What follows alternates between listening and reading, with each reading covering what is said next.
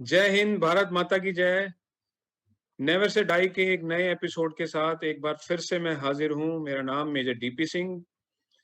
दोस्तों, never say die एक वो सीरीज है जिसमें हम कोशिश करते हैं फौजियों के साथ इंटरेक्ट करने का, and through that we try to generate hope and positivity around and among us. Tomorrow is international peace day, and today we have a special guest among us. He is a warrior, a trained warrior, a decorated soldier. शौर्य चक्र से सम्मानित हैं।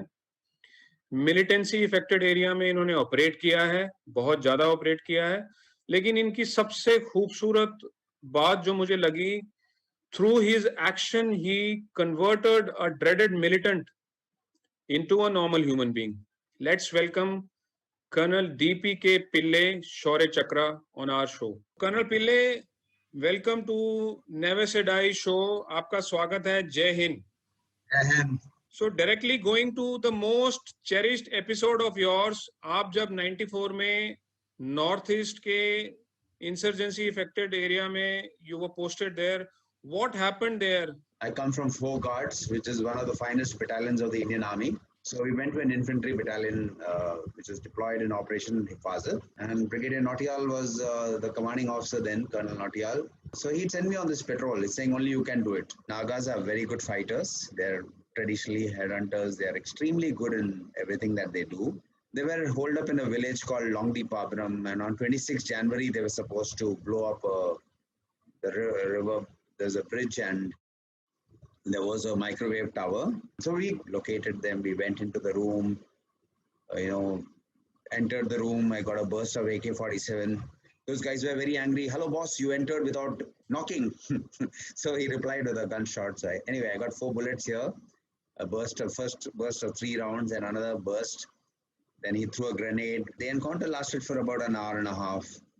And finally, I was losing a lot of blood, and I'd lost a lot of blood because there were bullets here. My leg was blown off. So I decided that I wanted to give a mission accomplished report. So I took out my rocket launcher and I took out my mini flare. And there was a small little haystack outside.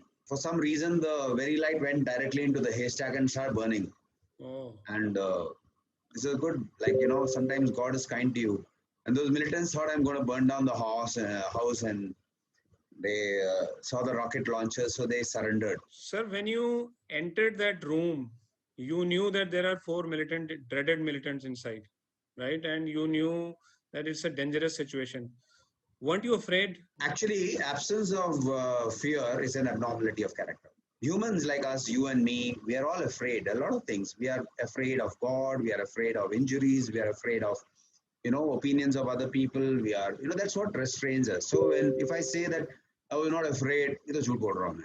Actually, मैं बहुत डरा हुआ लड़का था. Means, I used to get bullied quite a bit. I was a very chiku type of boy. I went to a boys' school, so I used to be beaten up very badly, and I used to come back crying. I was beaten up and all that. No, so my father used to, say that what bloody nonsense, coming and crying every time. And then one day they dressed me for a fancy dress competition, like a Naga boy, and I was so shy.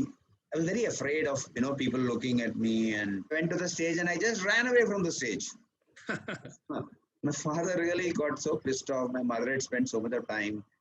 And in Bangalore, in AC Center, where that mess is, where my father was posted, there's a graveyard there. It's a 150-year-old graveyard. So he took me there and threw me there. So, buddy, sit here. Go and buddy, meet the ghost. So then I was also afraid. Then it really made a lot of difference because I was 12 years old. And when I came out of the graveyard, I became a man, actually. Then I realized there's nothing to be afraid of. Sir, in the same operation, as you mentioned, 2 children got injured in the crossfire. And you were also grievously badly injured. So when it came to saving yourself or saving children, you chose to save them. How was that possible? Fear is not just about being afraid of physical injury. It's also this fear that I may lose my morality, my humanness, So when the helicopter came, I said that I can't go. I told my CO. My CO said, don't be Mother Teresa. No, I said, sir, I can't. The CO said that if it is his dying wish, fulfill it. So the pilot said, I'm coming back, hang on, Pillay. And he flew the children to Tamenglong, to the district headquarters, 5 minutes. If I had taken a weapon in my arm, it is not to kill people. It is to protect people from being killed, and to defend what is honorable, what is precious to my people, to my country, to my countrymen.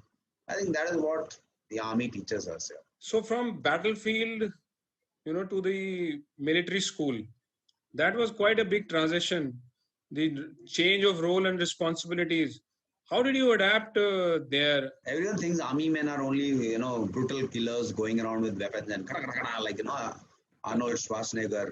It's not like that. Finest people will find the armed forces, people who can crack a joke when you're in the middle of the desert without water, hungry, sitting in Siachen and your bones are rattling, and then you have people, the greatest poets, the greatest artists, the greatest talents you see. So I was a natural teacher, I realized when I landed there. I did a lot of work there. Our school got the best integration of IT in school curricula. But I think the most important thing which you did in the school was not out of whatever you mentioned. It was a boys' school. Yeah, sadly. One of the things that I feel terrible is that, I went to a boys' school, then I went to NDA, then I went to IMA, then I went to, when I went to join the unit, we thought that we'll be in some nice place. They said, oh yeah, there's a female there 5 kilometers away, and that was a camel. So anyway, to cut a long story short, we never had the company of women, and we never knew how to talk to women, okay? So I was going through the school rules when I was there. So it is said it's a school for boys, so children of sons of soldiers killed in action, and NCOs. A person, and it shows that 100 seats are reserved for the wards of civilians and defense personnel. Now wards has got no gender, man. I call the clerk. I said, wards का मतलब क्या होता है? कहता है sir boys ही होता है. I said, कहाँ लिखा है wards का? 1997 we enrolled 20 girls, and suddenly my school, everything was spick and span. Dormitories were clean, rooms are clean, boys are all well kept, and the turnout was very good, and ties are all correctly knotted. It made a lot of difference, it made a lot of difference in their performance, behavior, conduct. So let's go back to the same area where you did the most cherished operation. I think in 2010 you went back to the same village. How did you find then, and what happened? Brigadier George was the commander there in that area. That he knew about this patrol, so he asked for a patrol to go to that village. And the village headman, Atanbo, said, there was one Captain Pillay, he died here. Then he rang me up and he says, Pillay, come and visit your grave. So then he said, oh my God, you're alive, sir. You must come back to our village and all that. And then I went back there.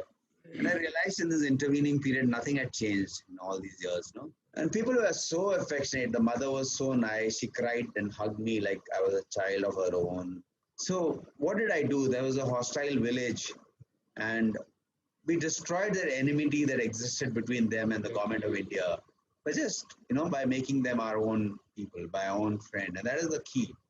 And I felt like it was my own home. It was my own people.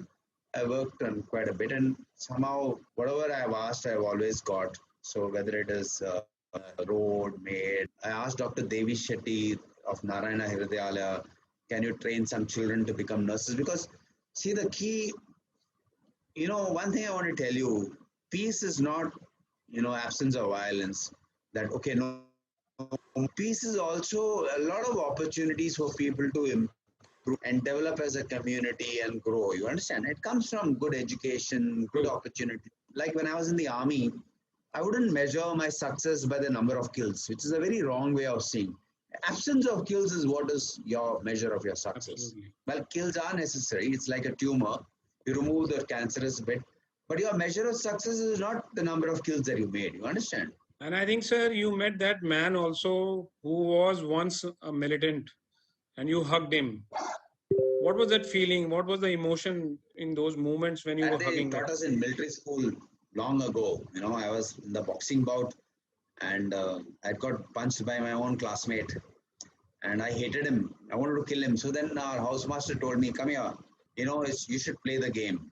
You should understand that the contest ended, and it should be well fought, red, blues the winner. Tomorrow is an International Peace Day. What is your message to society, to the individual, to the parents? How do we prevail peace around us? Peace it comes from nurturing the right values and compassion, and that's where I want to tell you the great role that ancient Indian philosophies and thoughts play.